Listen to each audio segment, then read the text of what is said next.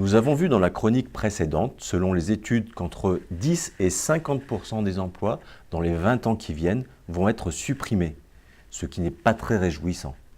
Regardons cette semaine les effets positifs et surtout la création d'emplois générés. On peut prendre la métaphore du réparateur de cabines téléphoniques, aujourd'hui disparu, car depuis, beaucoup d'emplois ont été créés, et beaucoup plus d'emplois d'ailleurs ont été créés dans la téléphonie mobile en assurant un service de bien meilleure qualité.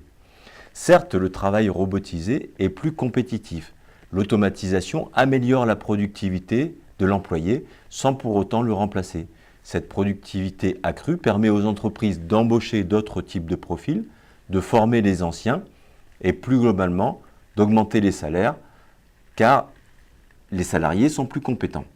Certains perdront leur place, mais d'autres emplois seront créés. L'essor des technologies conduit inévitablement à la destruction d'emplois, mais certains seront créés. La question est combien?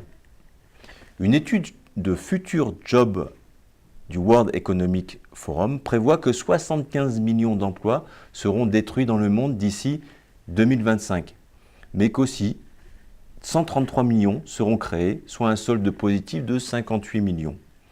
Au Royaume-Uni, la robotisation et l'IA feront progresser le PIB de plus 10% d'ici 2030, selon le cabinet PwC, et créera 7 millions d'emplois d'ici 2020. Au grand jeu schumpeterien de la destruction et de la création d'emplois, il y a toujours des gagnants et des perdants. Les perdants seront le transport, avec moins 40% d'emplois détruits d'ici 2037, 25% d'emplois détruits dans le secteur manufacturier et 20% dans l'administration et services publics d'ici 20 ans.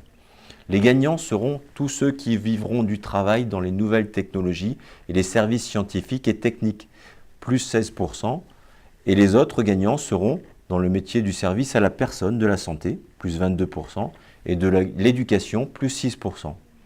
En réalité, à l'instar de l'incertitude sur la destruction d'emplois, c'est le plus grand capharnaüm dans les chiffres de la création. Mais la majorité prévoit globalement plus de création que de destruction. PwC prétend que le scénario du chômage de masse n'est pas le plus probable. Cependant, il est tout à fait possible que l'évolution de ces technologies favorise ceux qui ont déjà de solides compétences numériques.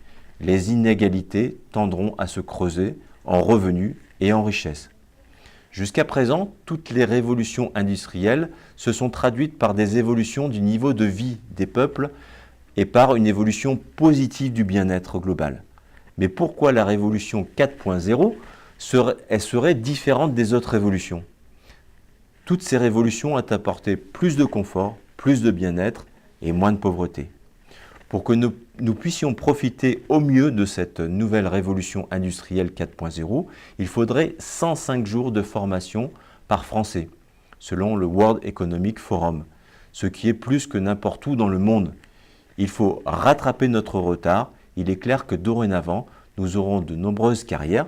Nous devrons nous former continuellement et nous préparer à des métiers qui n'existent pas encore. Nous devrons aussi résoudre des problèmes qui n'existent pas non plus, et le tout en utilisant des technologies qui n'ont pas encore été inventées.